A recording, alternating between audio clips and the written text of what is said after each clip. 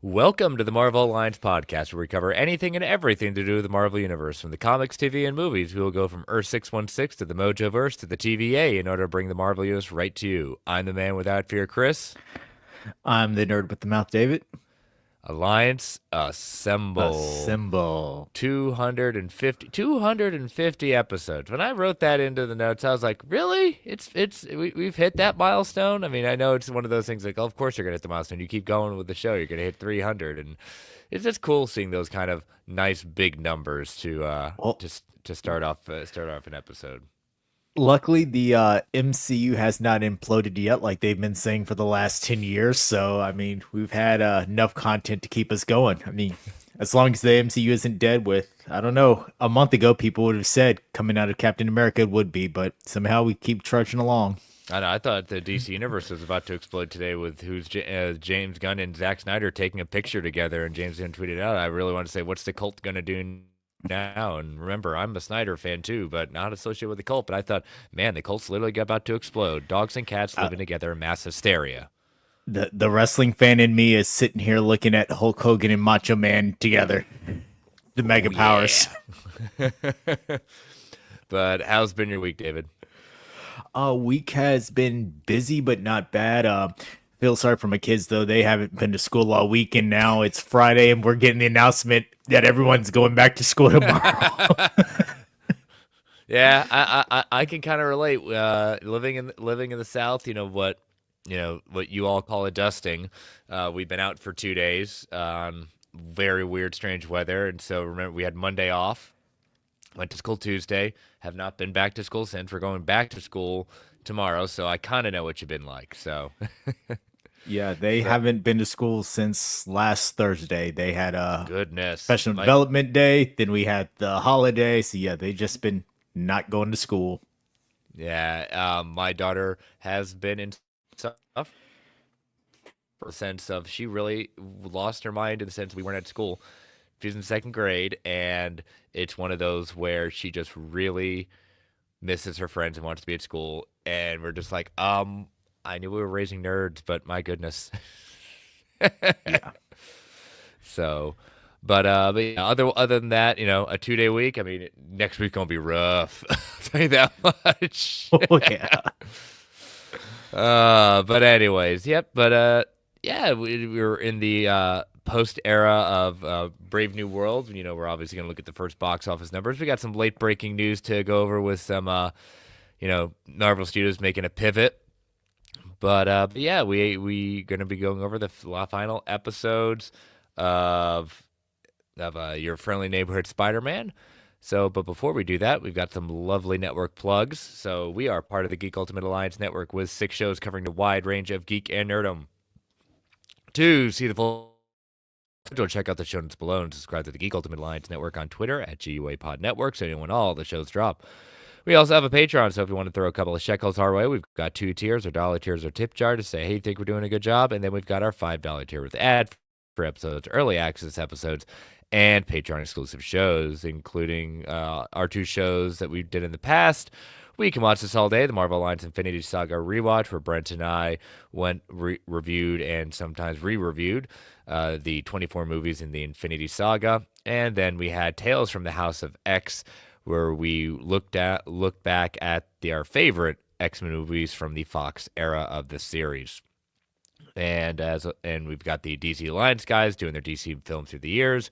We have Joe doing his Multiverse Minutes deep dives, looking at the animated classics from Disney in chronological order on the 1st and 15th of every month.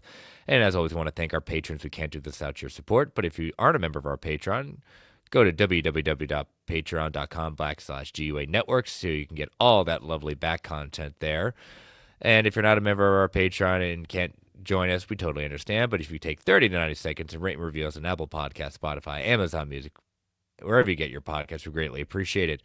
And last but certainly not least, we want to thank our official sponsor, OrganicPriceBooks.com, for omnibus hardcover collected edition needs. JP and the crew at OPB have got it going on with excellent customer service, immaculate packaging, ships around the world.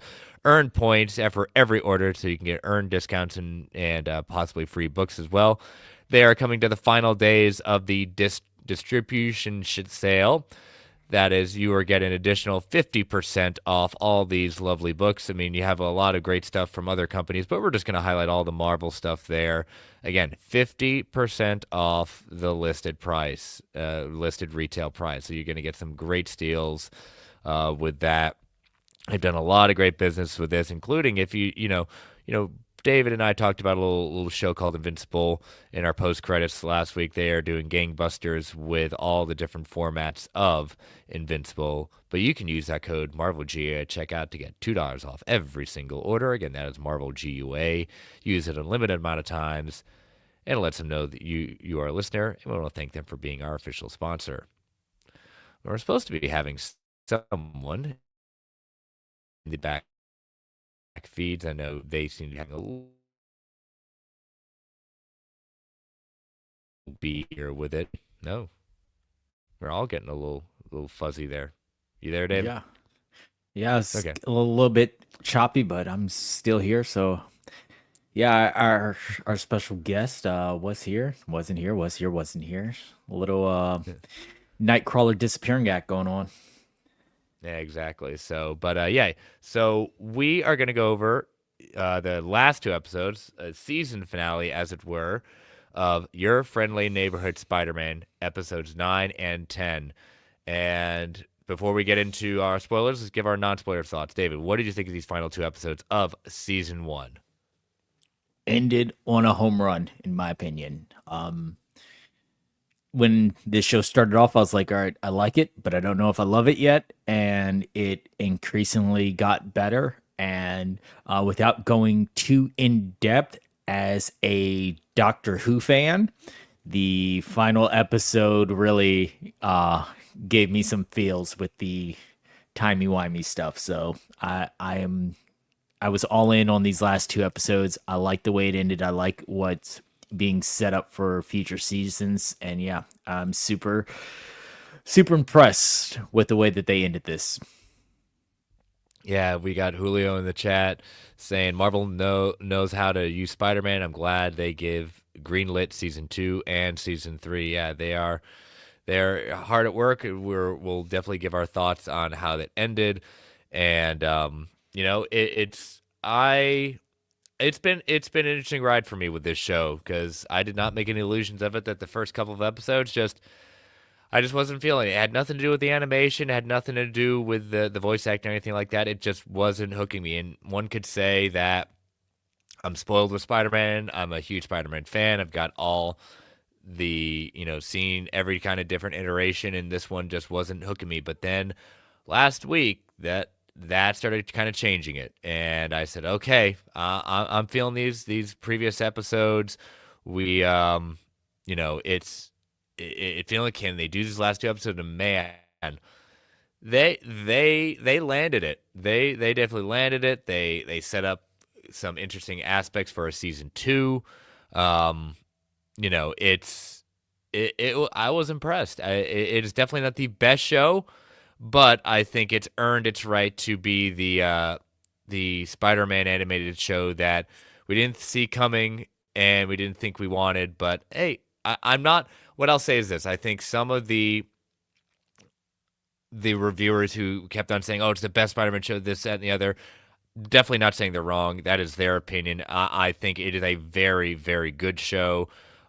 It established itself as a, I don't think it's on the same level of X-Men 97. That's a whole different class of show, but I think it has earned its right to be considered as one of the quality animated shows that Marvel has produced and put into being considered in some of the higher ups of Spider-Man animation.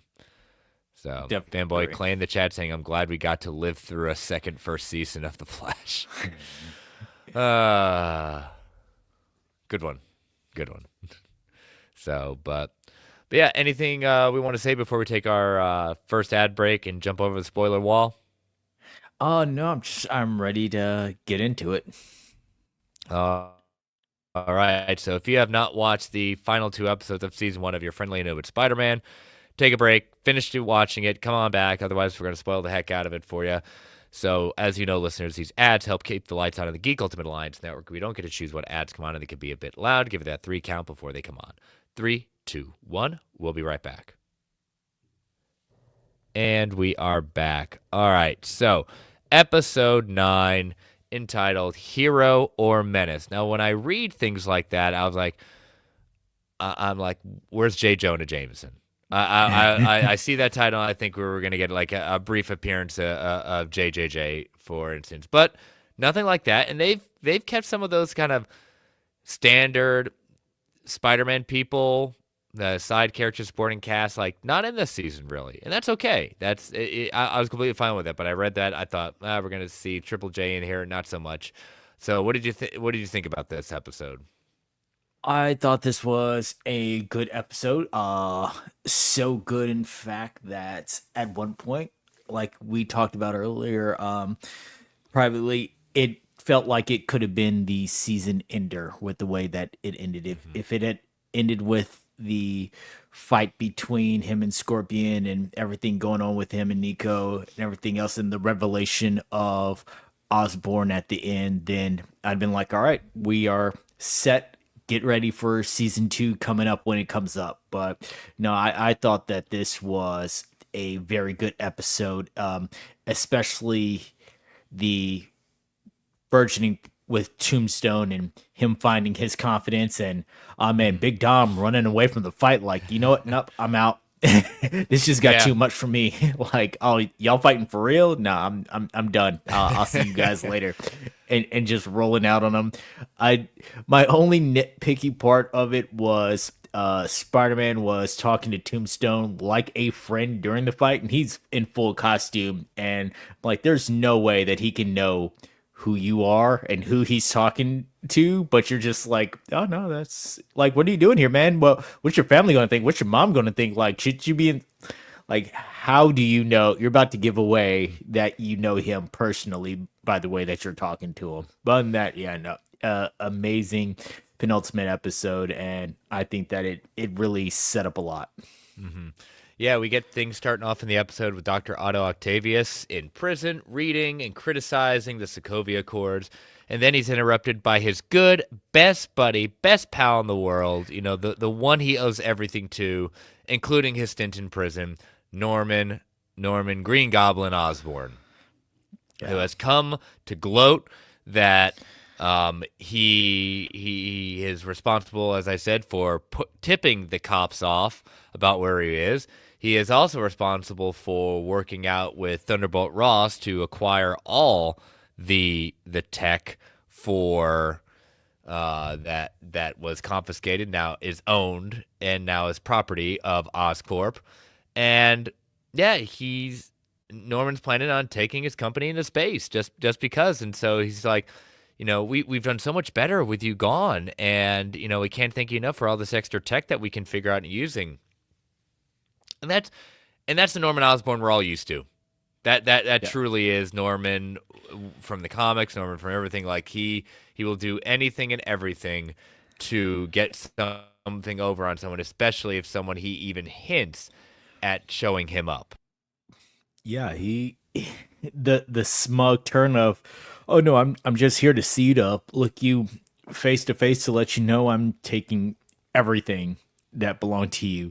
And you know what? I didn't even like Iron Man, don't agree with him, but hey, he got you caught, and I'm just go ahead, take all your tech, all your science, and I'm gonna build up from there, and you just enjoy your life here behind bars. I did laugh a little bit at Otto looking at the Sokovia Accords and talking about how he got busted. He's like, but everyone else is breaking the law. Like, where are you? I know. Yeah, exactly. Like, I'm not the only one going against this thing.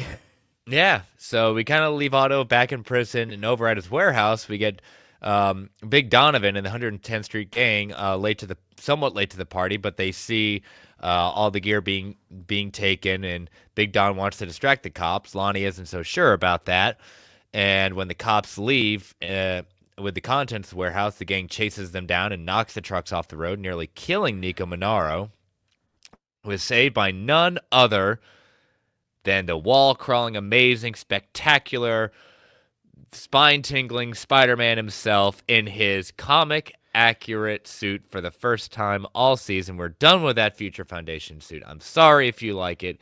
I only like the blue accents of it. I'm so happy it's gone.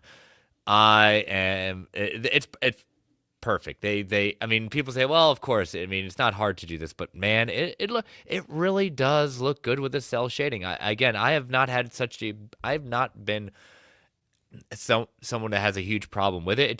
Took a little get used to, but I never really hated the idea of it. I think it's been a while since I've seen it, but it just looks good in this animation style.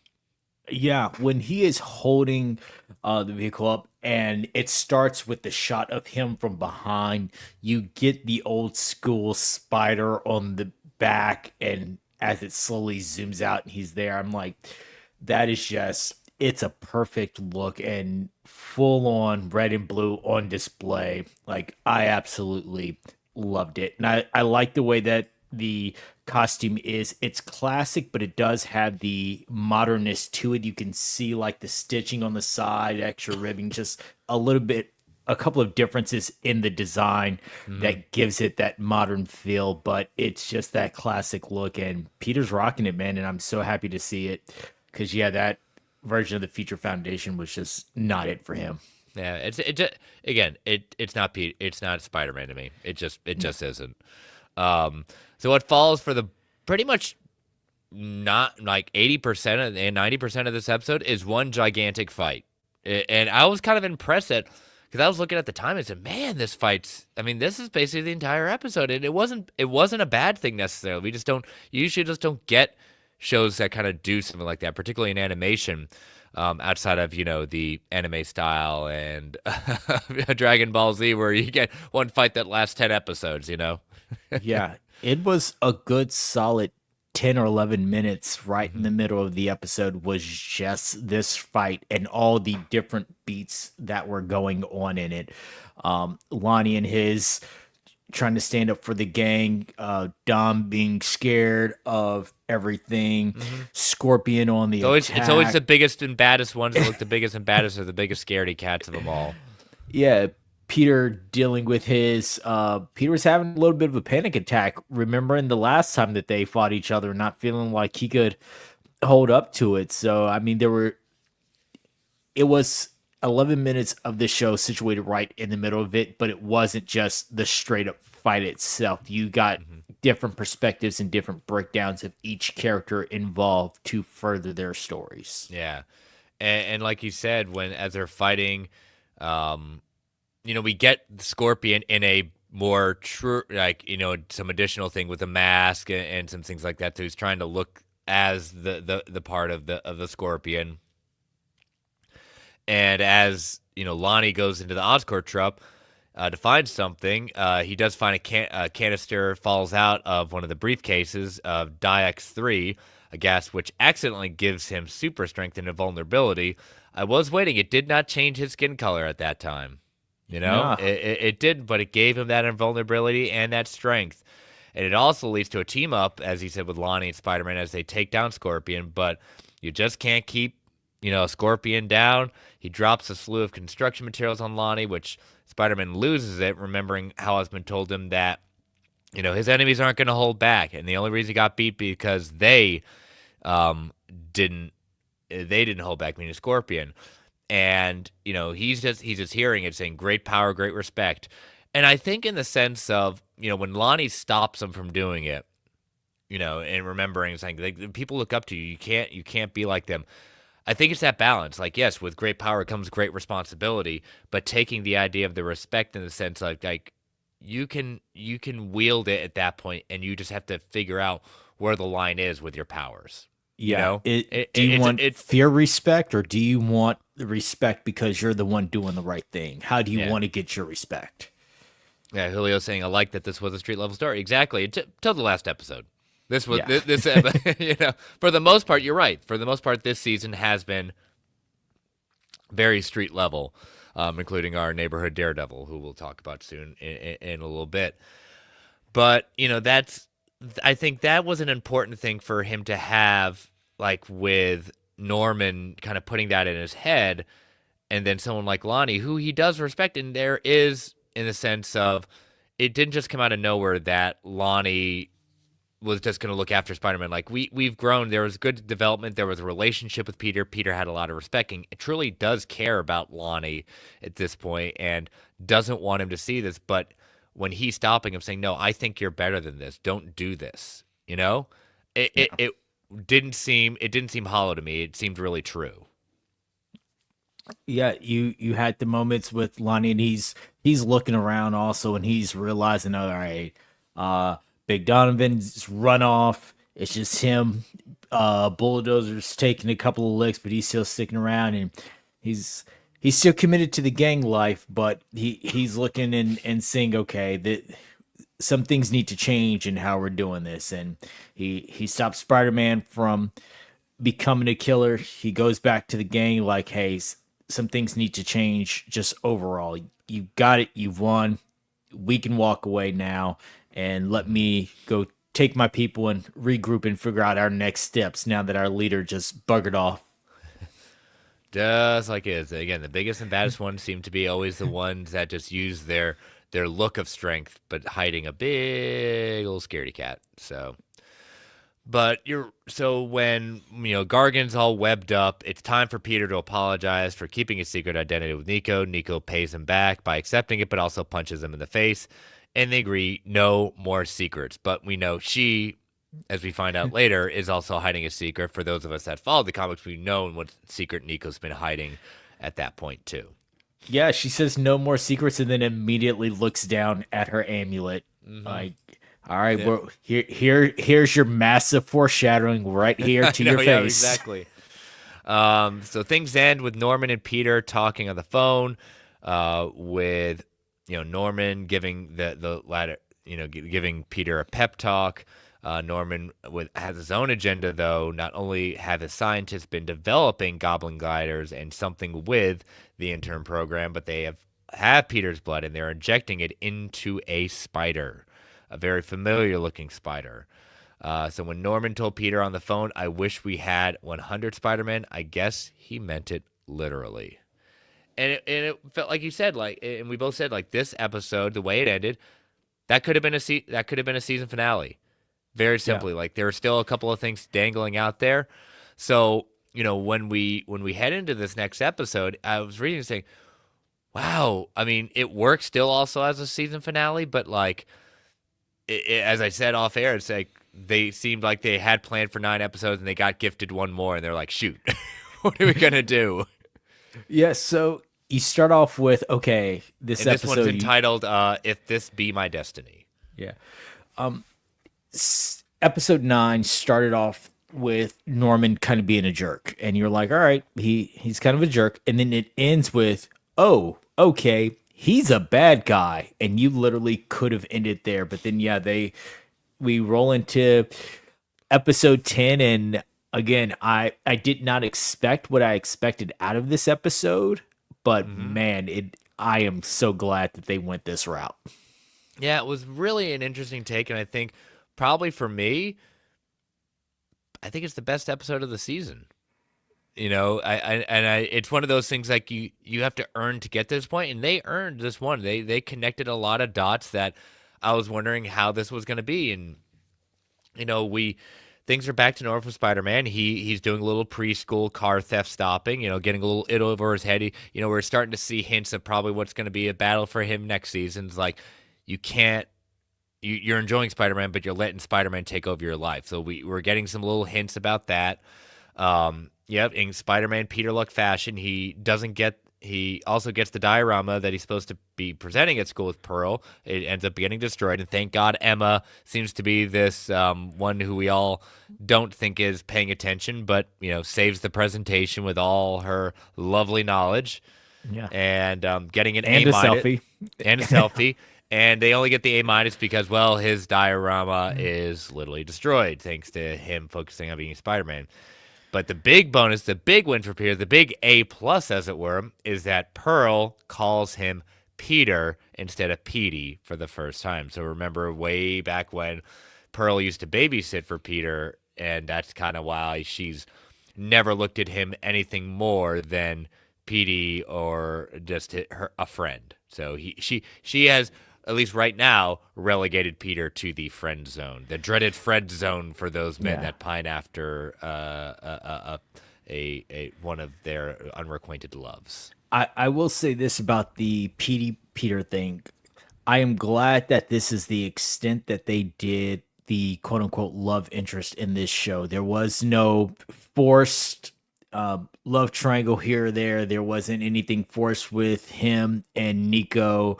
Like, they just let Peter be Peter in this season. And I'm glad that they did that without having to rush the whole, oh, he's also in high school and dealing with problems of love and other things like that. We'll get to that, but for right now, I think they focused on the importance of with Peter. Yes, they set the scenes with Pearl that, all right, he has a crush on him, and right now it's a little one sided, and you got that little hint at the end, but it wasn't over the top, and I'm really glad that they did that with this character. Yeah, and I don't necessarily need to see him and Pearl get together. You know, it's fine if they do, but it's not. It's one of those things like it's one of the things we can move on from and try to find another love interest and things we'll share with you all. At the end of the episode of things that were released, it's there's some interesting things at the future. But we will quickly see what that is. But the bulk of this episode is spent at Oscorp, where Norman reveals his plans. Each of the interns has been working on a part of something called Project Monolith, which is aiming to recreate the space bridges used by Thor and the Chitauri. And so we're getting more connections into the, where, the sacred timeline, 616 universe is, the divergent stuff and the things that are the same, like with everything in the multiverse. Despite and that we get an appearance from none other than Dr. Stephen Strange, who Peter recognizes. But this Doctor Strange has no idea what it is, so it's just like, okay, maybe it was a multiverse. Doctor Strange. He's like, you're the same one who was at Midtown High, and he's like, I have no idea what you're talking about. And that's when I said that. I said, okay, it must have been a multiversal kind of thing. So Strange is like, you are basically playing with things that you have no idea what to do, and Norman tries to throw it in his face, saying, you're the reason, you're calling me irresponsible. You're the one who brings a strange alien creature into New York. You destroy Midtown High, and I'm trying to solve this one. And so he uses the machine, and it does open up a portal. And who comes barging through that that portal that was created by this device? So we have our symbiote monster from the first episode, or for what it looks like is another version of this symbiote monster from the first episode has come through. So you were expecting this great doorway to space, and well, space is kind of crowded out there in the Marvel universe.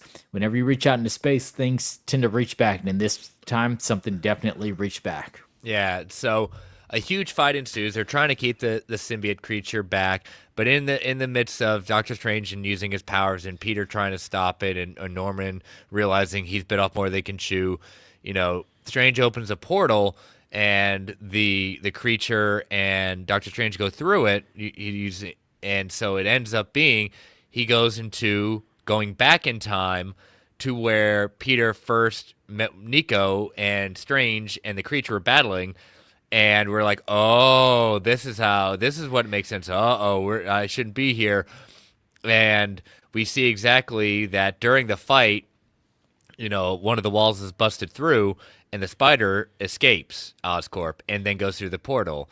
And so the thing is, the spider that goes through and bites Peter was from the future.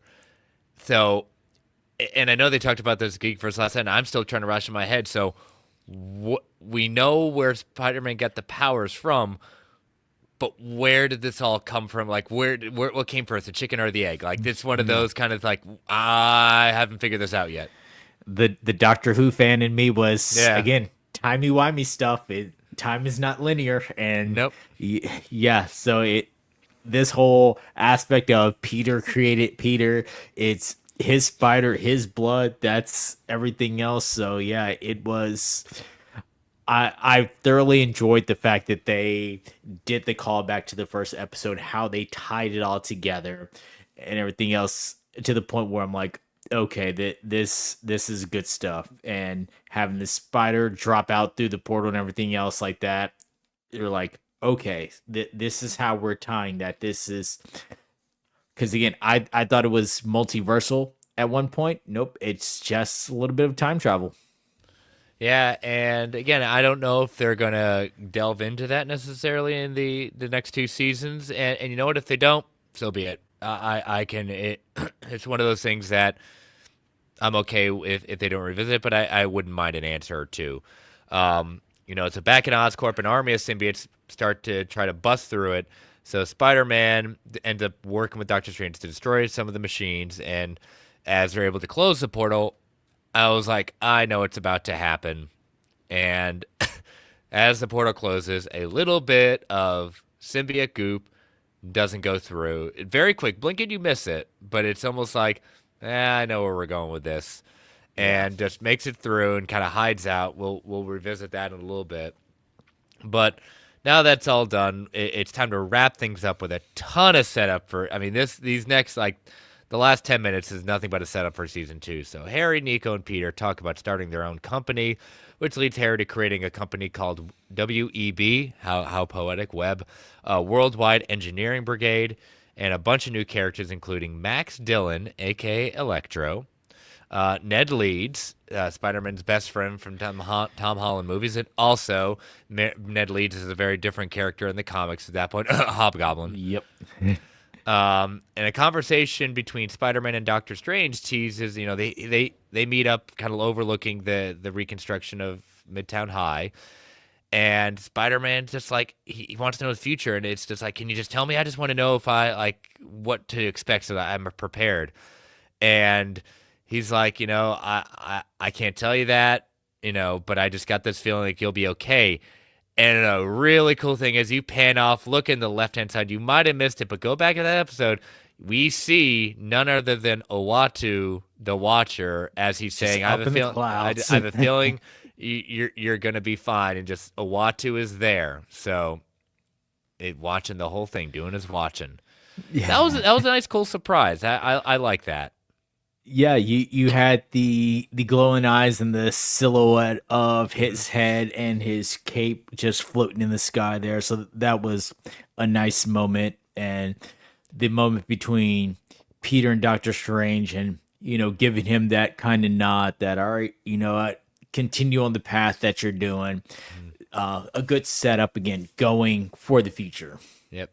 So Norman tours the broken down facility and discovers the mystery symbiote, and more than likely grabbed it and is going to be more than likely experimenting to this.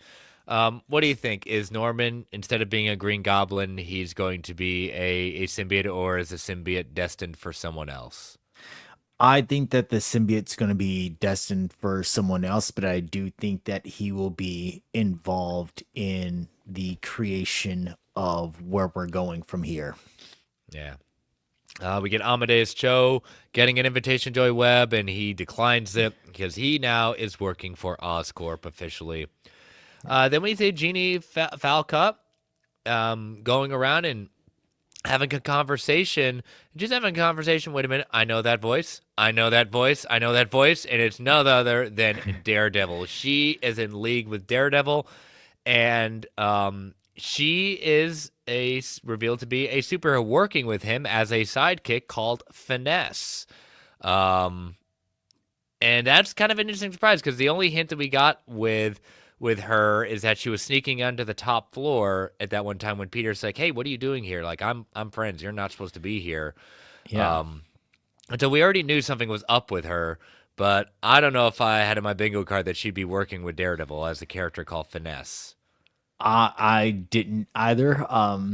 So in the comics, Finesse is the daughter of Taskmaster, and I mean, she's Hmm. an incredible fighter. Um, Super smart. So I mean, that played to the character, but I didn't. I would not have put two and two together. Yeah, I thought it was kind of weird in the original scene where she popped up on the top floor and they were both like, "What are you doing here?" And he's like, "Well, I'm friends." I thought that was more of a hint at, okay, you're being a little bit reckless with your closeness to the Osborns rather than her being an undercover agent for our friendly neighborhood Daredevil. Yep. And so, we see them running off at that point. You get a little bit more of that Daredevil theme going on again. One more week. We got 2 more weeks, David. Actually, week and a half. Oh, I'm so excited. Um, and so we get a flash to Lonnie is now in charge of the 110th gang, and his skin is starting to turn that very much Tombstone albino look as was exposed last episode to it. He's talking on the phone, telling his parents, "Yeah, I'm going to take the GED. We're going to be good at that point." Tosses away his letter jacket as he's getting his gang back on track with whatever they're going to do. Then we get to Nico, who is doing a spell with her amulet and summons her mom from the necklace. So we already know, as we talked about, the secret that she's hiding. And then Otto Octavius is in prison and designing a new look for himself in with his arms. And I love the kind of juxtaposition of him looking at his design with the arms around him. So we already know he is probably going to be escaping prison, and we're going to see finally Otto take on his official look. But we get what I would consider to be a post credits, but not post credits at that point. But we all know really what it is. May leaves the apartment saying she's got to run some errands, and she ends up going to prison. Not like she gets arrested, but she's going to visit someone in prison. And, the guy there, it's a man sitting down talking with her on the phone and saying, you're looking lovely as ever, really appreciate all the help you're doing. How's my son doing? And it is Richard Parker, Peter Parker's dad, who Peter thinks all this time has died, no longer there, but he is in prison. So, I agree with what Julio says. Strong finish for the final episode. Fanboy Clay saying a true paradox. Flash season 1 inaccurate. Incarnates could be incarnate. I did not see the twist of Richard Parker coming back. Richard Parker, the Parkers being dead, not dead in the comics. We in the comics, they have a lot of links towards former life in Shield. We're spies, so it'll be interesting to see exactly where they're leaning towards with this one. But not only Richard Parker being back, but Richard Parker being back, voiced by Josh Keaton, who did the voice of Peter Parker on the Spectacular Spider-Man. As soon as I heard that voice, I said, I know what they're doing. I know exactly what they're doing here, but man, it sounds good as it. I buy him as Richard Parker. So that's how we leave the season. And with the drop of the season, we got some new teases of an upcoming character that will be joining the cast in season 2.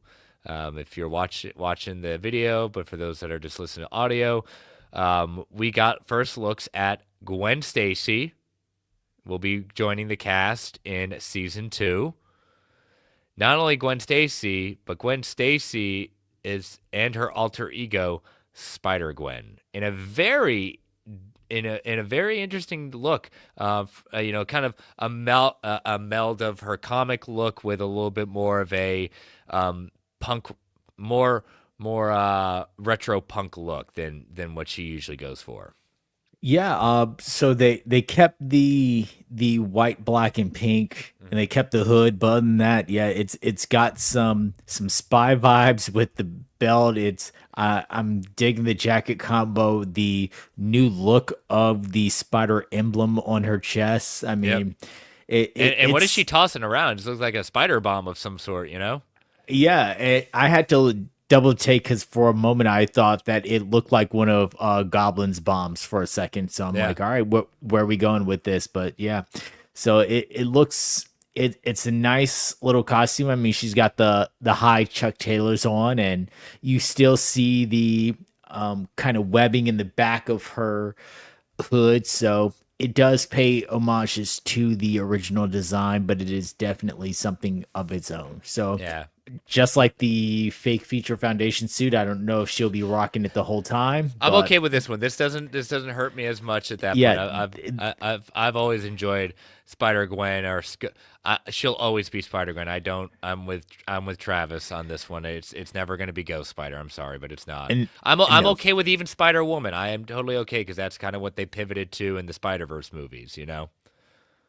yeah, we don't talk about the other name in my house. I get that it's there, and I get why they did it, but yeah, no, that's will forever be Spider Gwen. But no, I like the jacket. I like the whole suit and the whole vibe of it. So yeah, it's a good setup. Something else to be excited about going into season two. I think this one, like I said, knocked it out the park and gave us some breadcrumbs story wise, and then this little look at Spider Gwen coming up is a nice look into what's coming up. Since we already know that more seasons have been greenlit, we know that this isn't just hope and concept, but where they're actually going.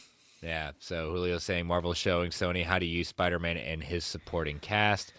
Fanboy Clay saying, with all the black, do we think it'll be the symbiote like it is in the comics? I don't know. Be interesting. I don't want to. It's an interesting idea at that point. I'm not ready to fully make that leap, but I don't think it's a bad theory. Yeah, I would hope that they would steer clear of Black Suit Peter this early in his life as Spider-Man.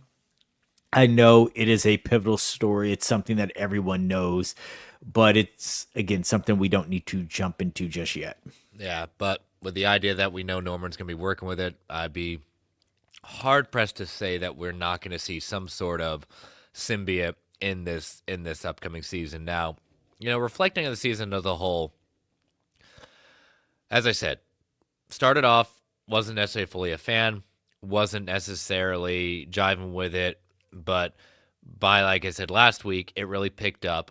And what I also will give this series credit for is I really think this release structure worked very well for what they were trying to go for, looking at arcs for these episode releases.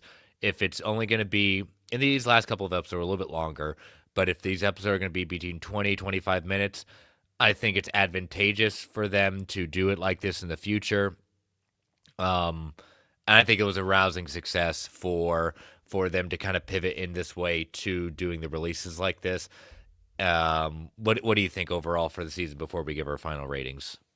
I think the arc structure helped it tremendously in the fact that it's so different in aspects that you do risk losing viewers. So having the two arcs and then the three episodes and another three episodes, having that entire arc that you can dive into rather than doing one episode, waiting a week, and then some people may fall off and be like, you know what? I've got too much going on right now. This is just going to have to go to the wayside. I'll come back and binge watch this, and then its numbers aren't what it needs to be. By releasing it in the arcs and giving people a chance to see a whole arc before they move on to the next, I think increases its viewability. Oh yeah, I knew what you meant, Clay. I knew you were referring to Spider Gwen. So, um, yeah, I think this is something for this particular show. I don't know. Again, you have to when you're building our. I don't thinking back to X-Men '97. They kind of did that a little bit with the, what was it the Jubilee episodes mixed in with the Life Death episode with Storm and Forge. But I Yeah. never felt with X-Men '97 that they needed to do more than one episode. I think that that release schedule, you have to build a season for this, and I think they built this particular show for this type of release. So I wouldn't necessarily say everything has to do it like this, but if you're gonna do, because I know they had referenced on Geekverse, with Creature Commandos, it also has a similar kind of runtime of 20-25 minutes, and yeah, they could have done maybe double episodes, but I get it. You try it out and things like that, but I think Marvel has something going with this particular show with this type of release structure. So we'll just have to see. So there we go. Julio saying Marvel can't make 44-minute episodes due to the agreement with Sony. Yeah, true. Yep, that is true. You are right on that one. But if you can't make 44-minute episodes, you can release 3 episodes that exceed as a whole. So pivot that one. Your game set match on that one. So what do you want to rate this first season, David? What would you put it out of 10? I am going to give this an 8.5 out of 10, only because the way that it ended. It had it stayed where it was at the beginning, it'd probably be more somewhere in the 7 to 7.5 range. But I think that the way that it ended, the stuff that they set up, they really just knocked out the park and really jumped up. It's not X-Men 97 for me, but it is a good season that I would encourage any fan of Spider-Man to watch. Yeah. I'm gonna stay with the 7.5 at this point, but my hype for season 2 is much higher. Knowing what we're getting into, knowing how we're now into it with Spider-Man, we're beyond the origins, things like that. My hype level is very much high, as I said at the opening. I'm not on. I'm glad people really got into this and saying it's one of the best things that Marvel's ever produced, things like that. I'm not on that train. Yeah, I can't go that far. I'm glad some people are. And again, I'm never going to say like, what are they thinking at that point? That's their opinion. And I hope it's more. Not even the best Spider-Man animated that they've produced. So yeah. So, I mean, again, I think this show has earned its place in, being considered among some of the top Spider-Man at that point. But I think season 2 is where I hope they take what they've done in the last half of this season, capitalize on what worked really well with it, in my opinion, and just keep on plussing it, keep on taking it to the next level. It's not about topping it. It's just keep pushing forward, keep pushing the narrative forward. I mean, you literally have, as I look behind me right now, currently having 1, 2, 3, 4, 5, 6, 7, 8, 9, 10, 11, 12, 13, 14, 15, 16, 17, 18, 19, 20. I have about like 30 different omnis or deluxe editions of Spider-Man of various things of history and things like that. You have a lot of history to go through. You have a lot of things to choose from. And I really liked what they did with pivoting and creating certain characters and bringing other characters forward that usually are not fully connected with it or in different ways. Keep doing that.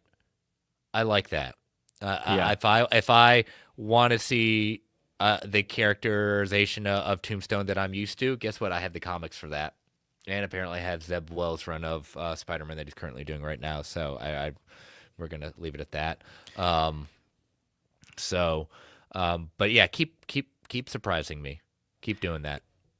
It reminds me of when they started the Ultimates line, and that's one of the things I liked about Ultimate Spider-Man is, yes, you had a lot of key points, but there was also so many differences that you could enjoy these new stories. And this is the feeling that they gave me. You know the characters, you know some of these people, but it's a new telling, it's a new iteration, and just take that and run with it. Yep. So, but all right. So no release window yet for season 2. I could definitely see, based on what they've shared, where they're at in season 2's production. I could see this being a next year thing. Probably they could drop it right same time next year.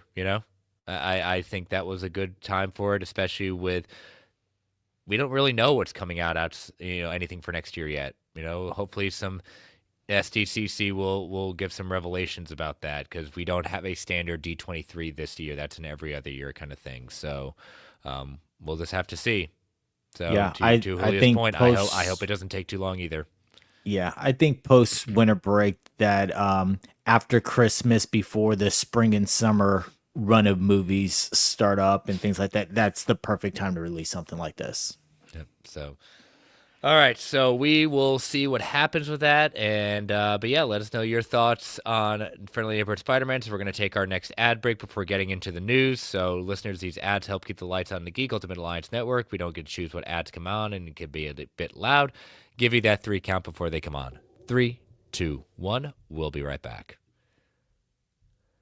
And we are back. All right. So we were just only going to have one news item looking at the box office for Brave New World, But we'll get to that in just a little bit because a story came out from Deadline, and I'm not sure if they were the ones who broke the story or just one of the ones who were carrying it, but entitled "Marvel Pauses Development on Some Shows' Future Planned TV Series." So, um, looking at some kind of a surprise at putting this out there, not necessarily a positive news for certain people who are looking forward to this. So, Marvel Television has paused development on 3 projects: Nova, Strange Academy, and Terror Incorporated.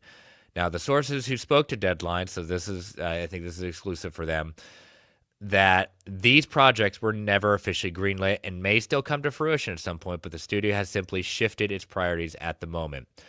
We're told that the decision is also reflective of the new model for producing television that's emerged at Marvel in recent years.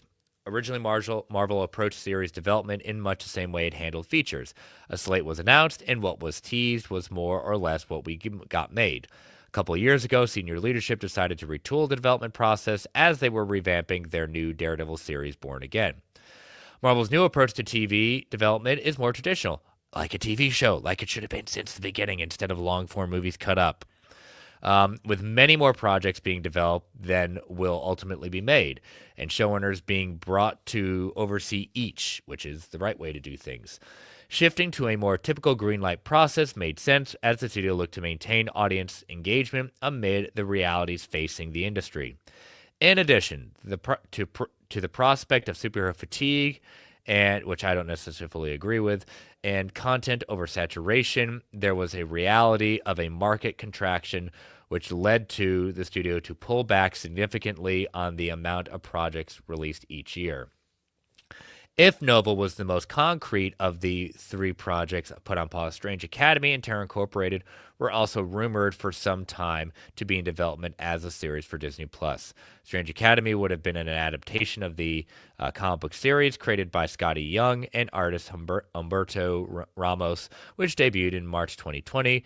Set in New Orleans, it centers on a school founded by Doctor Strange to educate young individuals with magical abilities. The show is expected to focus on Wong, who portrayed by Benedict Wong, and his leadership to the school. It's not clear who was attached to develop the show.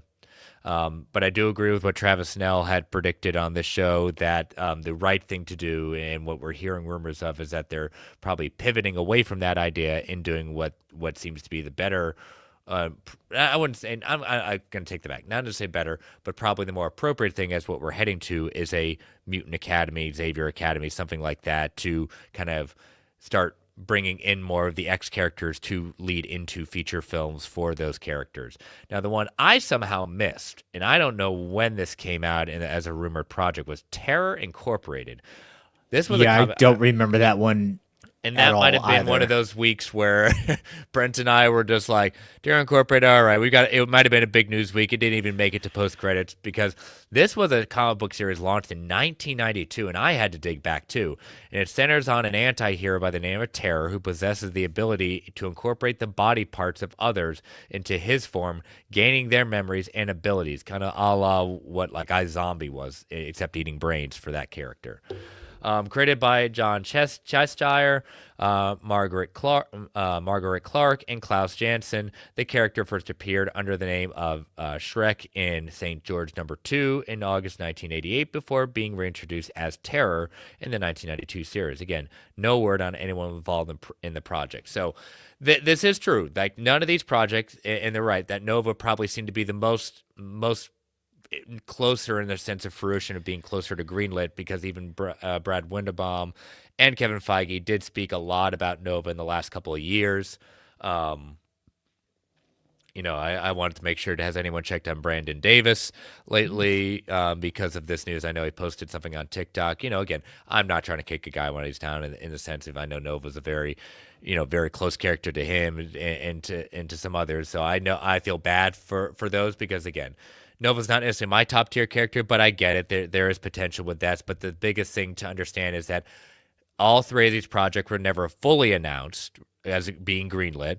Strange Academy was fairly recently, in the sense of the rumor mill posting about it, because I know we've talked about it on this show with Strange Academy. And that's what goes on. Like, a lot of these shows, and we've even talked about it on this show. I've talked about it in the Vodka stream as well, that we take a lot of these rumors of in development as people seem to think, oh, they're greenlit.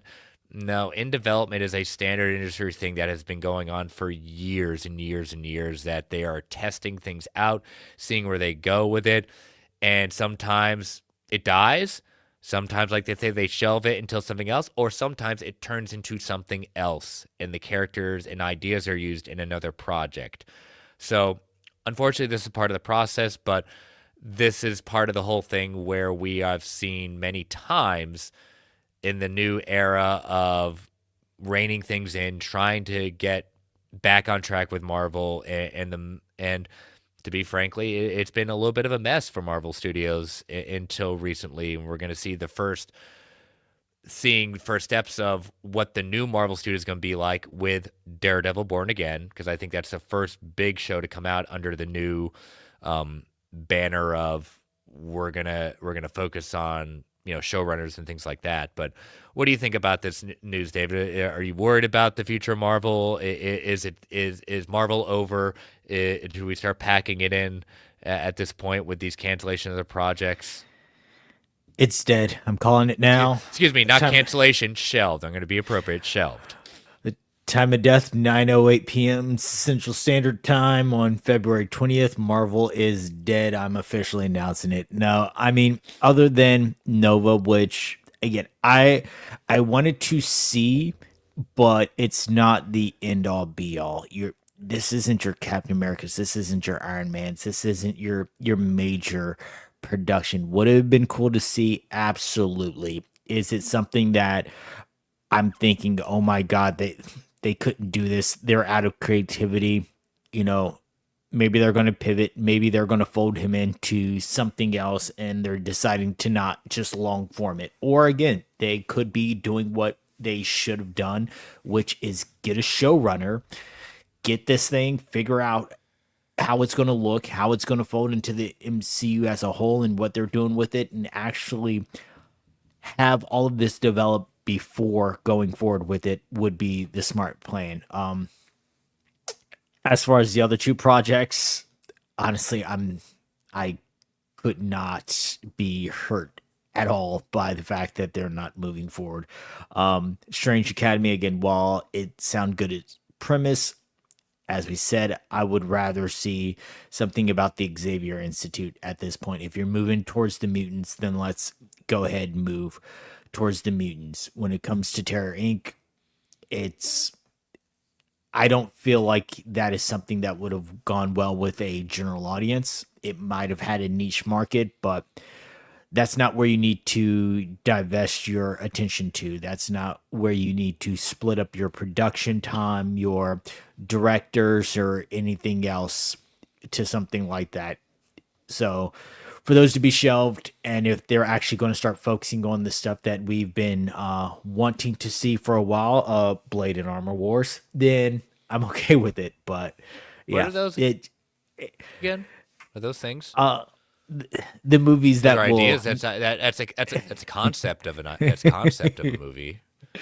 yeah. So it's Three tenths of a concept. yeah. At least those were announced? Question mark. We're- So well, yeah, we can say definitely Armor Wars was announced. Blade was definitely announced. We can at least those were a couple of steps from what these were. So, yeah. but again, we'll have to see.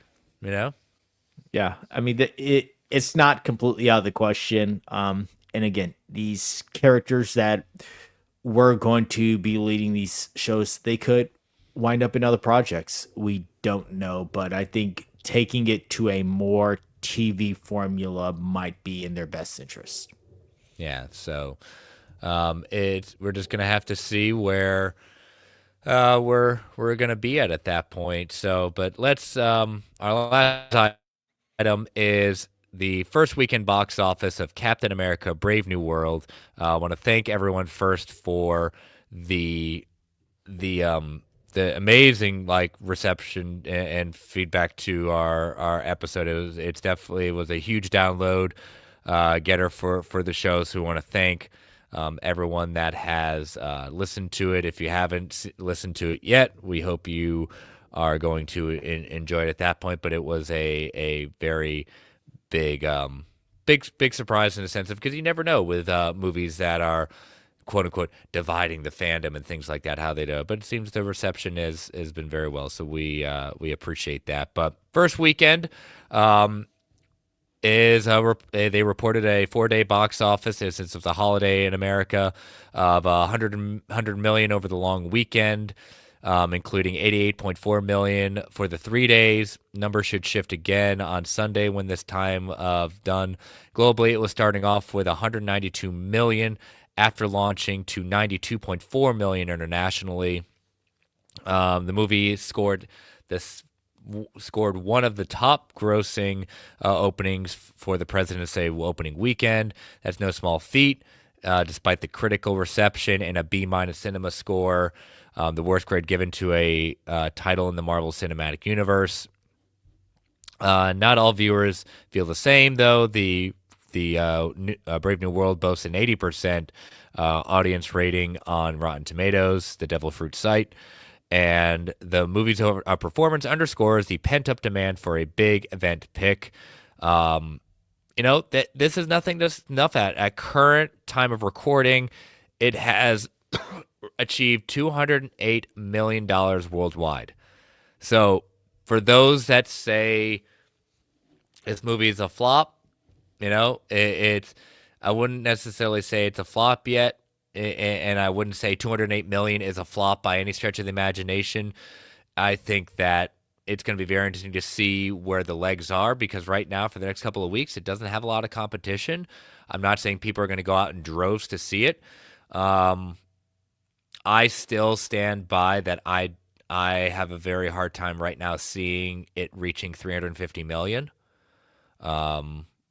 So again, I want success for it. I'm not saying that it's a bad opening by any stretch. And for those of you that were hoping, for those problematic people in the fandom that were hoping that this movie would fail and the time for Anthony Mackie and Sam Wilson being Captain America is over, then I'm sorry, but that's not happening. The box office proves it. Even if it has a significant drop at that point, they did what they needed to do in a week, So it'll be interesting to see exactly, but I'm happy that for Anthony Mackie and the rest of the cast, it was a solid opening, despite a lot of critical reception to it. But the audience seems to have done enough to kind of keep this going, and we have definitely not seen the last of it. And he even came out and said he's heading to London in the next week or so to start with Doomsday, so we know Captain America Sam Wilson is in Avengers Doomsday. Yeah. I walked into this hoping for the best, but expecting the worst. I did not think it was going to break 350. I'm considering everything that this movie had going against it.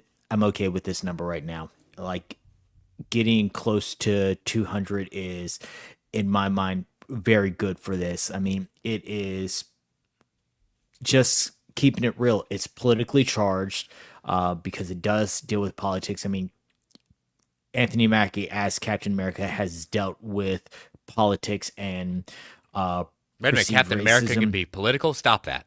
and everything else the entire time. He's regurgitated stuff that Chris Evans has said, but the microscope is on him, the magnifying glass is on him because he's the one who's saying it. And the whole not my Captain America stuff and people boycotting it for this reason or that reason, it still managed to get where it's at, and I'm happy for that. It was not a total bomb.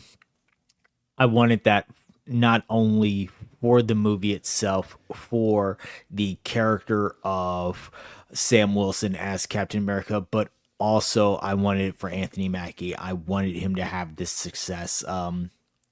Think he's incredible in this role, and he gets to continue to talk crap to Tom Holland. So let's keep them around so much longer. And that's the thing where I would we can't call this movie a flop by any stretch of the imagination. It's just not. And the fact that, again, Brent and I had said over the years, I know David, you echo this at this point. As we entered the last 2 years with Marvel post COVID, the days of every single Marvel movie being $1 billion is a thing of the past. Yeah. And the fact that they're pivoting on certain projects, trying to be very particular about what they use, we knew this time was going to come eventually. Like, I wouldn't call it superhero fatigue. I call it in the sense of we have to look at the quality of the products and the quality of the writing and the quality of what we're putting out there, or else people are just not going to come and people are going to say like, "Oh, it's superhero fatigue." No, it's called bad writing, and it's called not putting the time and effort into putting out a quality product. You put out a quality product, people will come and see it, but you have to give them a reason to come and see it. They're not just going to come and see every single superhero movie anymore. And if you're calling that superhero fatigue, I disagree with you on that. Again, it's about the quality of the product. Yeah. I mean, if you put out an amazing movie, an amazing story, you blow people away, word of mouth will carry. People will see it. Yes, there is definitely post year 2000, there's going to be a drop off. You've got the people who are in the Disney is too woke, I'm not going to watch any of their stuff camp. Marvel is too woke, I'm not going to. You're going to have those detractors that have grown monumentally over the last 5 to 6 years or so. But even outside of that, if you put out a good product, people are going to go see it. That word of mouth is going to carry that. You have to go see this. This is an event that still holds true. Yeah. But yeah, so we'll see, the drop off. It'll be interesting to see what the drop off is for the next weekend. But yeah, so let us take our final ad break for the evening before we get into listener feedback, Factor Fictions, and the continuation of Comic Book Club with David, with Daredevil by Charles Soules. So listeners, these ads help keep the lights on the Geek Ultimate Alliance Network. We don't get to choose what ads come on, and they can be a bit loud. Give it that 3 count before they come on. 3, 2, 1. We'll be right back. And we are back. All right, David, we got one question in from... we got 2 questions. Oh, 2 A question was added. Yes, Oh. a question was added. Oh, okay, last minute, way to come up. So what do we got for questions this week? Okay, so first question from Fanboy Clay. With Osborn messing with Peter's blood, is it season 2 or season 3 that we will see the start of the Clone Saga? Oh, why don't you take this one? Start with this one here, David. I don't think that we're going to see Clone Saga in season 2. Honestly, I don't think that we are going to see a full-on Clone Saga in season 2 or season 3. I think we will see some more experimentation using his blood. I think we will see some enhanced individuals using his blood. I think it might become a situation where that is what creates the dissension between him and Norman, is Peter finding out that he has his blood. But I don't think they're going to go full Clone Saga. Sorry, Brent, there's no Ben Reilly in this. Not in that aspect. How dare you? This man right here. Right here. Look at that. Look, take a look. I see the hoodie. Yeah. We have to give respect to Ben Reilly because certain writers currently have no idea how to write for Ben Reilly, and they have destroyed my poor boy. And I mean, I'd be down for the cutoff sleeves if they did it. I just don't think that they're going to go that route. Well, I was holding up one of my Funkos for Ben Reilly because that's just one of my favorite costumes of all time with Spider-Man Alternative. But yeah, looking at the idea of the Clone Saga, if anything, yes, I think it's going to be more of a season 3 thing, if it's even in the cards. It's hard for me to be confident of that, just because I need to see how season 2 goes before I really think it. But if it is going to happen, I would say it's more of a season 3 kind of thing, if it's going to happen at all. So, but yes, if we're going to do it, yes, give me Ben Reilly. I need that costume. I always will.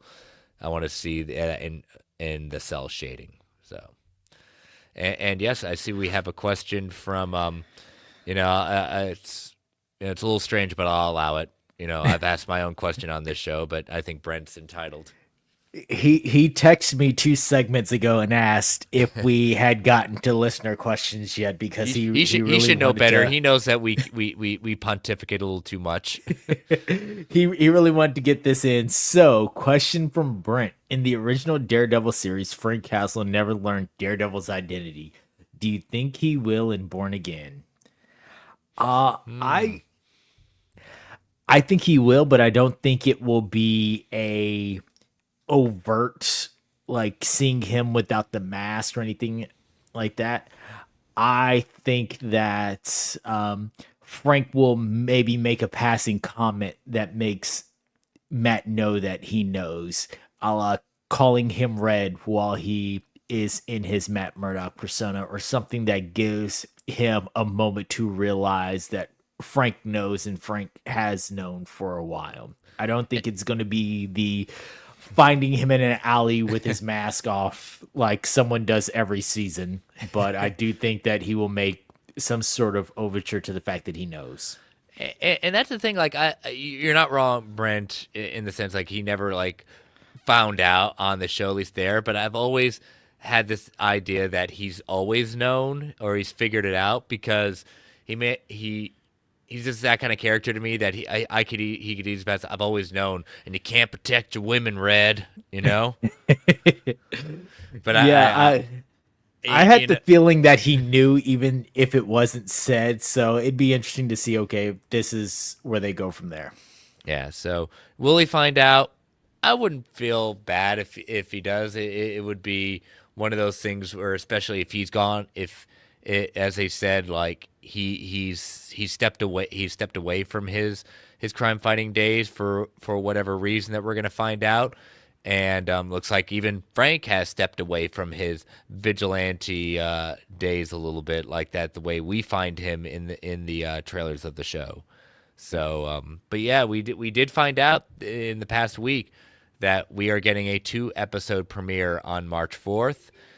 All episodes will be at 9 o'clock, so it is a Tuesday premiere. I cannot stress how happy I am for a Tuesday premiere and Yeah, continuing on Tuesdays. Thank you, Marvel. Thank you. that does bring me so much joy. Tuesdays are pretty much it's known within my house and within my relationship that Tuesdays are my day, so I don't even have.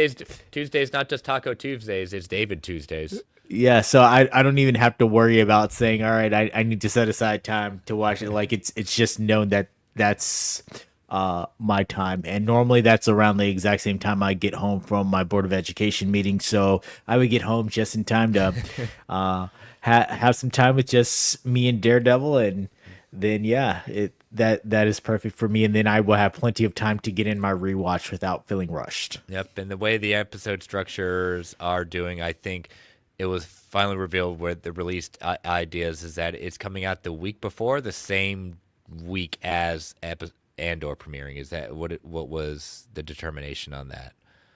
Uh, Week before, I think Okay, it ends the week before.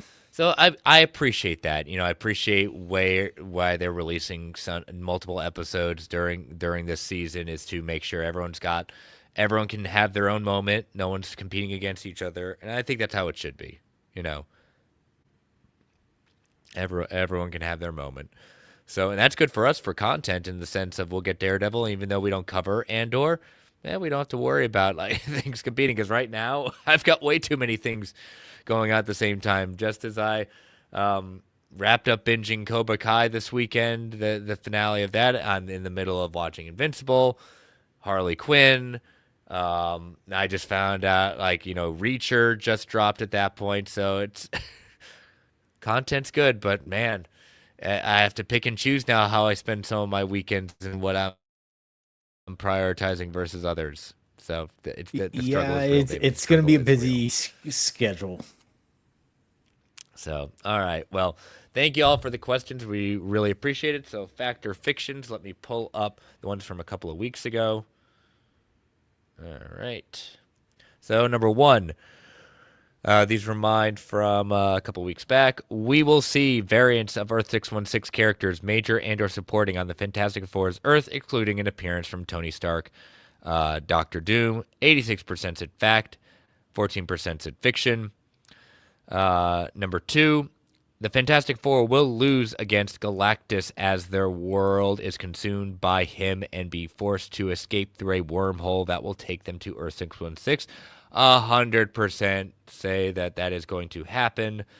And number three, Doctor Doom's biggest motivation against Reed Richards and the Fantastic Four will be because he blames them for the destruction of his world by Galactus. 67% said fact, 30% said fiction. So it is Man, your no turn. faith for the Fantastic Four winning their fight. Yeah, yeah. It's just that time. You know why? They need Ben on the team. They need Ben. That's the secret, Ben. So, all right, David, your turn this week. What you got for fact or fiction? All right, first one is Your Friendly Neighborhood Spider-Man will not be the last project to have the group/arc episode style of drops. Yeah, I'm a fact on that. I don't think it's going to be. I think with Marvel Zombies that we know is a 4 episode thing. I don't think they're going to they're going to do like batches of that. I think they'll milk that one. But I could see them doing that. I don't know what's next animation wise. Yes, I know X-Men 97, but I'm talking like new shows at that point. So Yeah. I feel like not only for the future seasons of Your Friendly Neighborhood Spider-Man, but anything else that they may come up with in the animation style, I think that it would be a great opportunity for them to drop the arcs. I mean, it gets people going, it keeps you tuning in. With X-Men 97, the weekly drops worked because people were just so excited about the return of the X-Men. But anything else going forward, give us the arcs. yep. So all right, number two. All right. Number two, uh, Punisher will be announced as getting his own continuing series before the end of the season of Daredevil. Punisher, see season 3. I think we've all danced around different factor fictions with this one. I think it's they are in the most recent promotional trailer for Daredevil. They are front and center. TVMA is part of the trailer, so they are celebrating this.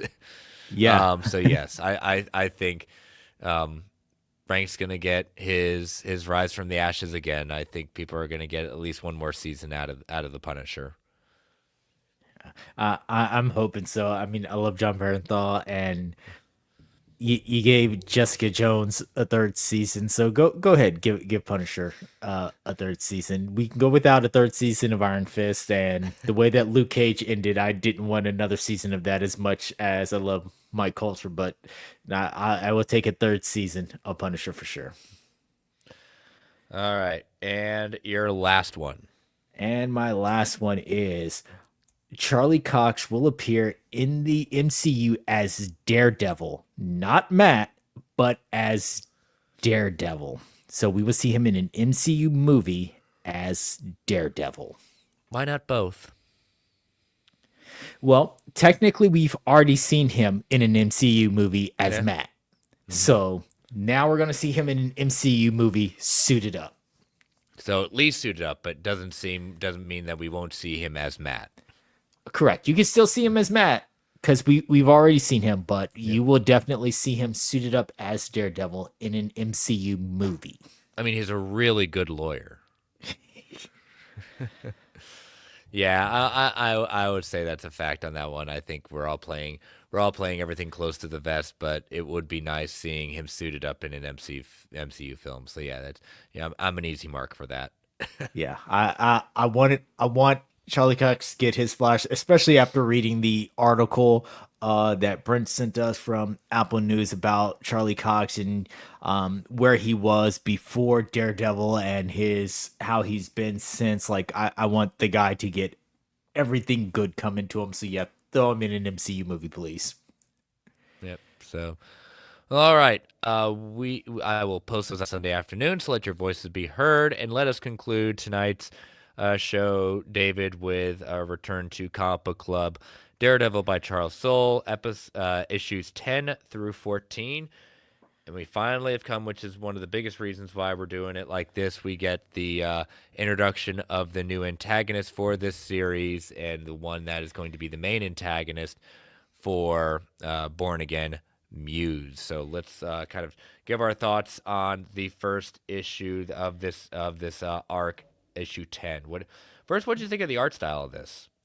I absolutely love the art style of this. So this arc is called Dark Art, and Mm-hmm. everything about it, from the actual art style to the options that they choose to highlight with the coloring of this. Matt is in his black suit with the red pop outs on that, but everything else is in a brown scale when he's as Daredevil, and then kind of a bluish gray scale Mm-hmm. as Matt. But the moments when you have the points that they want you to highlight, that they want you to know is important, the way that they color it and just make everything with this pop, including the art piece at the end of issue 10, it just, I think it was magnificently done. Yeah, I think this artist really, the colorist, the artist at this point, with Garney being the artist and the colorist being, let me see if I can find it here. Where's the colorist at this point? Um, hmm, Not necessarily listed at this point. Let me be. Matt Mila. Well, that's the. Oh, there we go. I misread it. It said. I thought it said cover. Yes, color artist at that point. Usually I see. Oh, yes, Matt Mila. I think that combination. I really like how they work it. With I think Daredevil's black and red suit really. I think they really nailed it. I did like kind of how Matt working with Blind Spot and Blind Spot going, not knowing who Matt really is, and that he knows exactly what's going on, Yeah. going all over the the elevator shaft where Matt's office is in the DA's office, and him saying, "Yeah, you're just getting recovered from your arm being broken, but you know, gotta watch it there." But Matt being Matt, and he can't help himself when it comes to crime being out there. He's got to abandon his post as being the night court lawyer, and we know he's going to get hot water for that with his boss, who's already gunning for him. You got one job and you keep leaving it. Yep.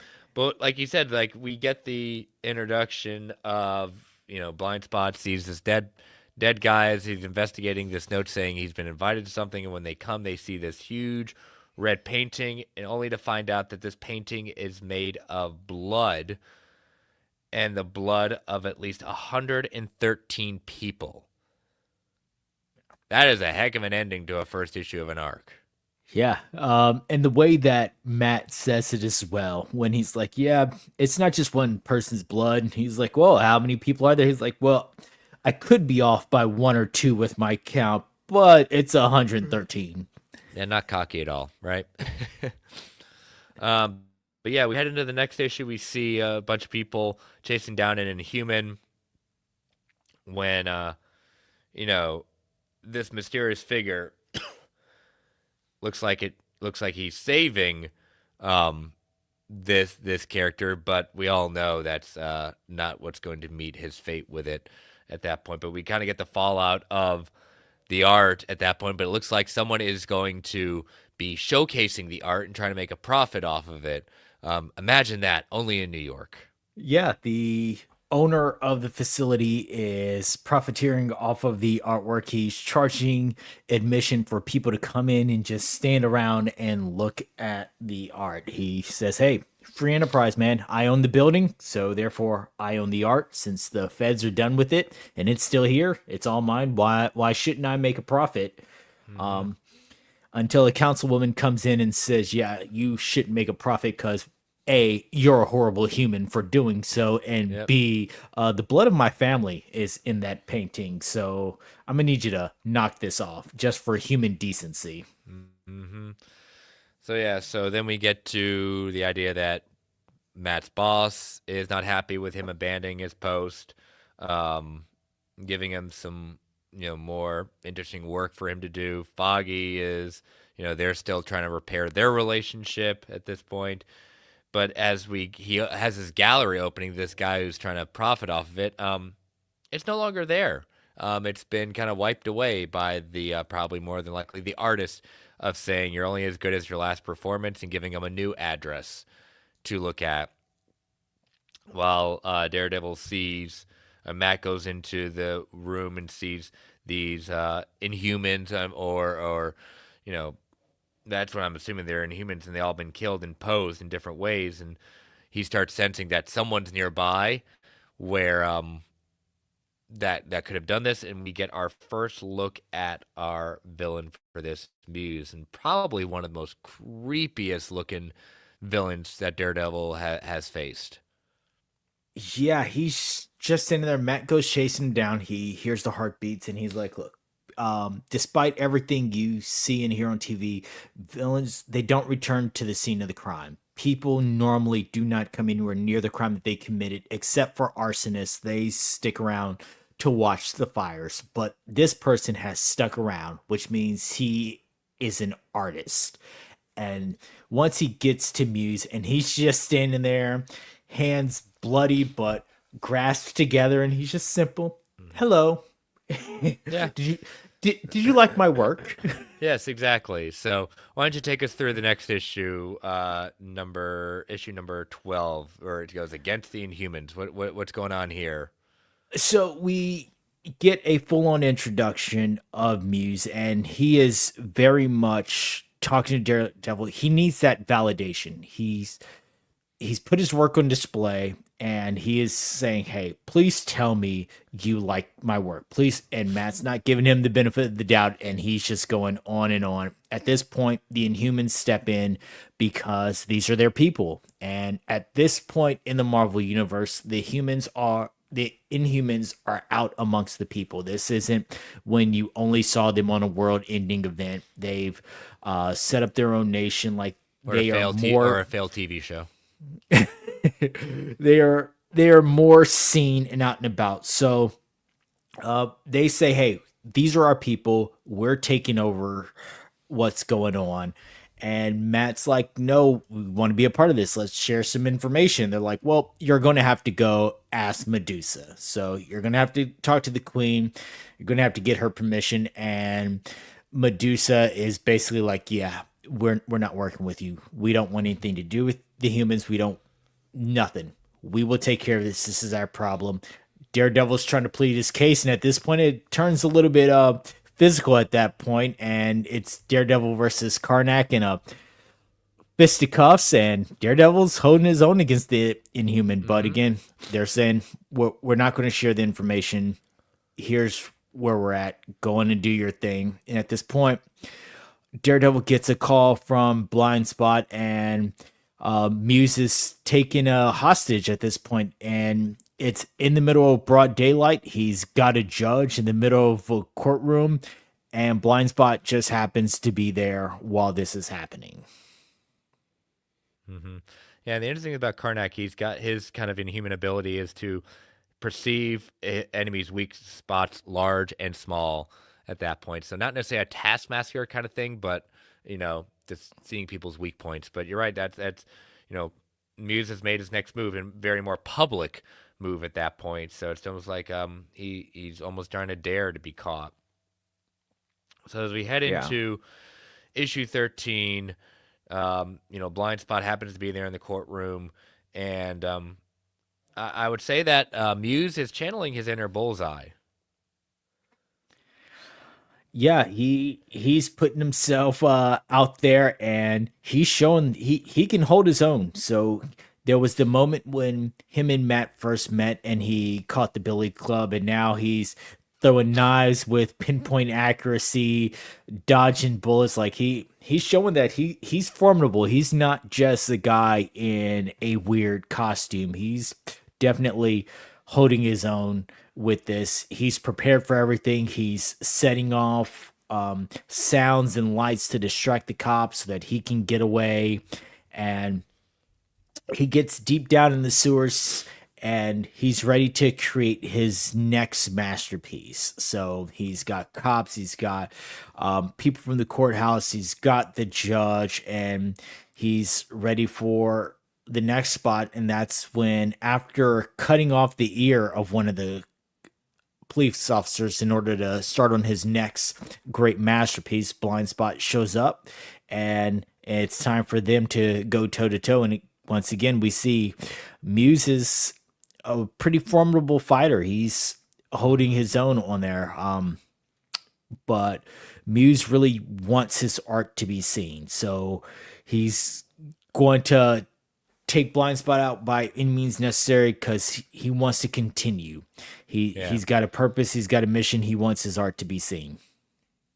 And Blind Spot, being like every other sidekick, a little too in over his head, trying to prove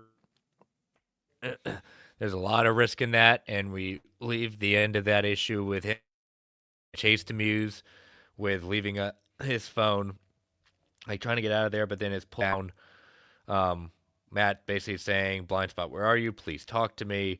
Don't know what happens, but then we head into the final issue of this arc with issue number 14 in a probably one of the coolest covers of this series with Muse. Oh, I absolutely love this cover. The face on the plate. I mean, man, creepy as all get up, but definitely one of the top drawn on Daredevil up top, where, and if you look really closely, you can see the end of his paintbrush on the back end of the L. This is just an amazing cover. Yeah, definitely top notch there, but yeah, go ahead. Let's break this issue down. Go for it. So we see that Daredevil realizes that Blind Spot has been kidnapped by Muse, and he starts meditating to try and find him. He's meditating so hard and using all of his senses to the point where he even gets a nosebleed. But hey, he ends up figuring out where he is.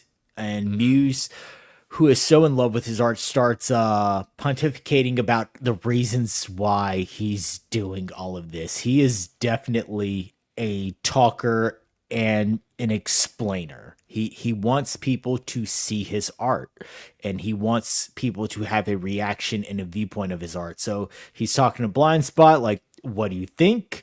What do you think about my art? He's in a warehouse that's surrounded by brains and hearts and everything else. And he's saying, I have to do this. And if I'm not the one to do this, then who will be? And it's just going on and on to the point where Daredevil is caught up with him. He busts through the window, once again throws the billy club. Once again, Muse catches it and says, hey, haven't we been here before? Like, we've already done this song and dance. You know, hand to hand, like, this isn't going to happen. Yeah. And at this point, Muse still has Blind Spot. They're having a conversation where Daredevil's like, get away from him. And Muse looks at him and has an idea. And he's like, suddenly I'm feeling inspired. Turns around and just pokes out Blind Spot's eyes and says, you see it now, don't you? Blind Spot. It's just beautiful. Releasing them.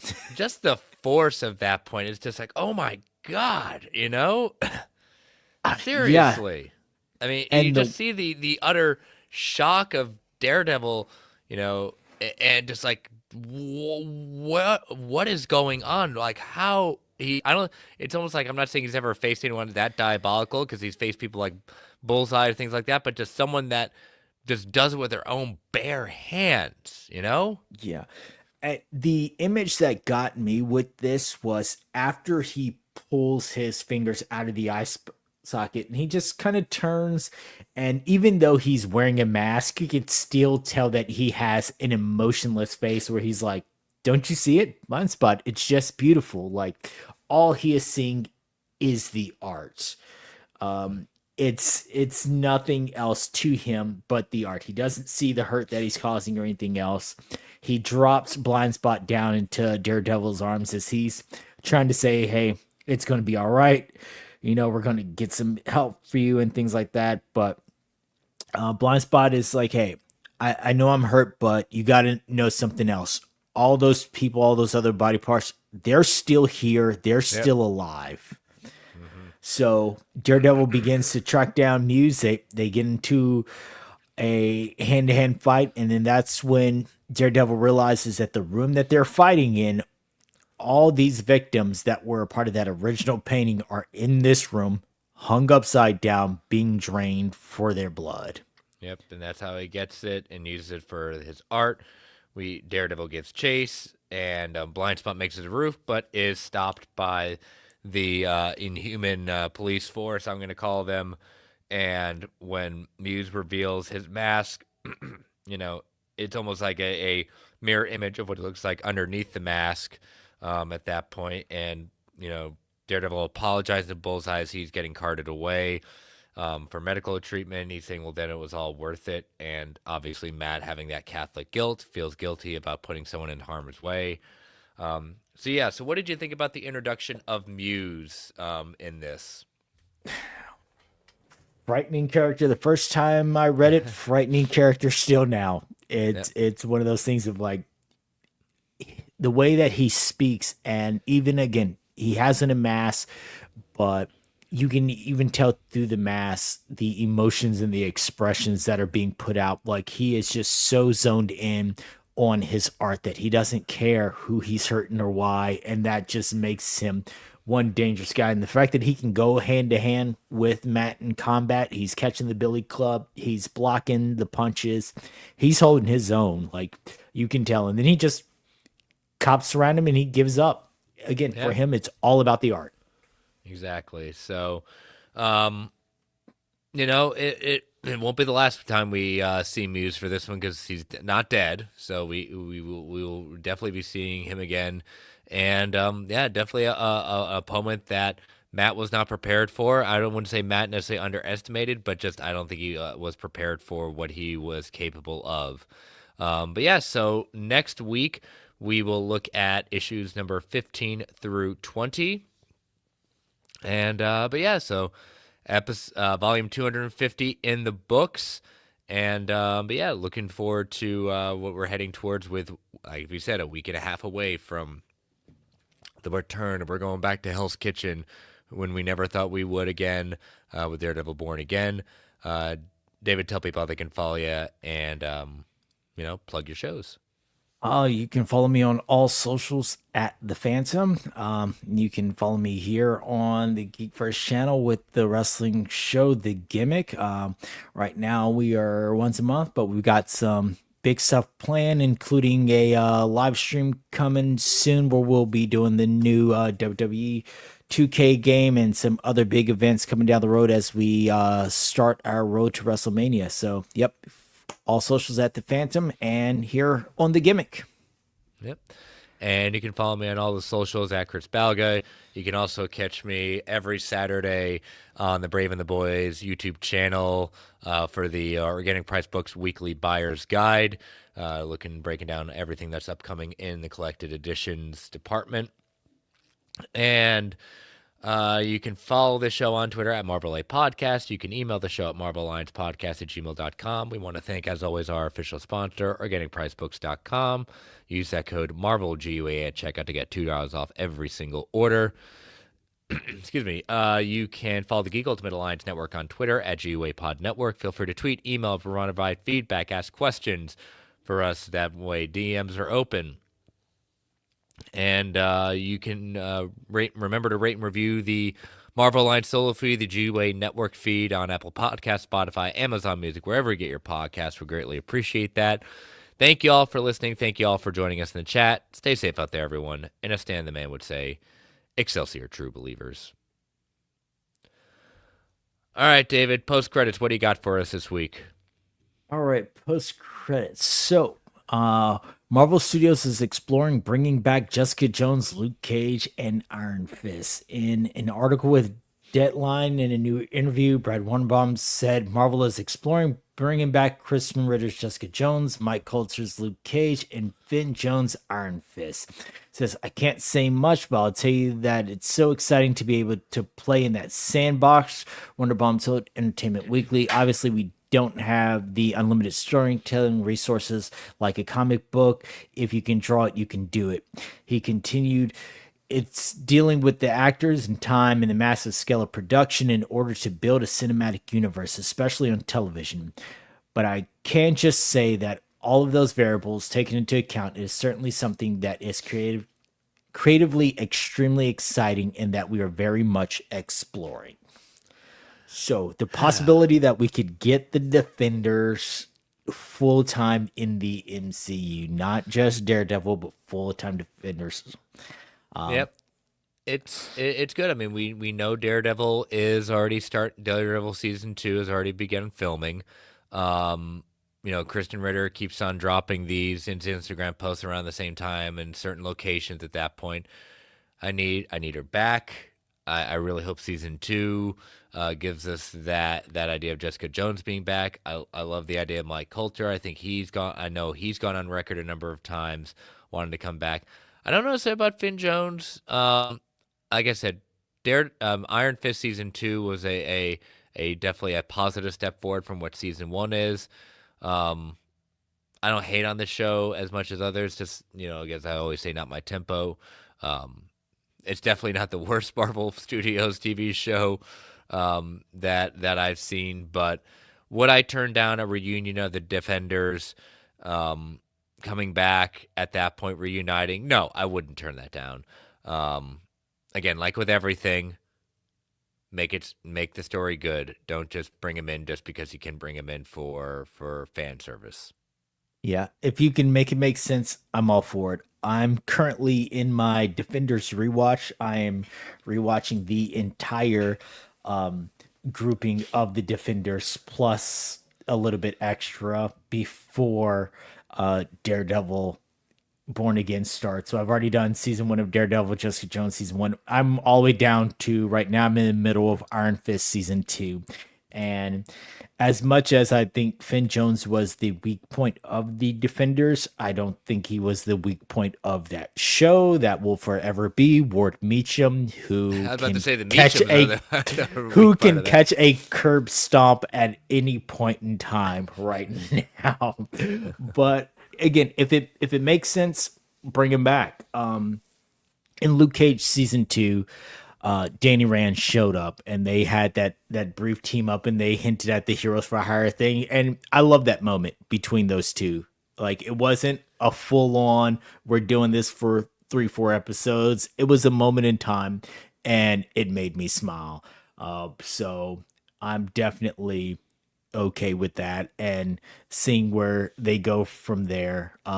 Luke Cage and Jessica Jones have some unfinished business because Luke told Claire to go home at the end of season 2, and at the end of the Defenders, Jessica put it out there that she'd be more than interested to meet Luke for some coffee at any point. So, I mean, they've got some unfinished business to take Sweet care of. Christmas.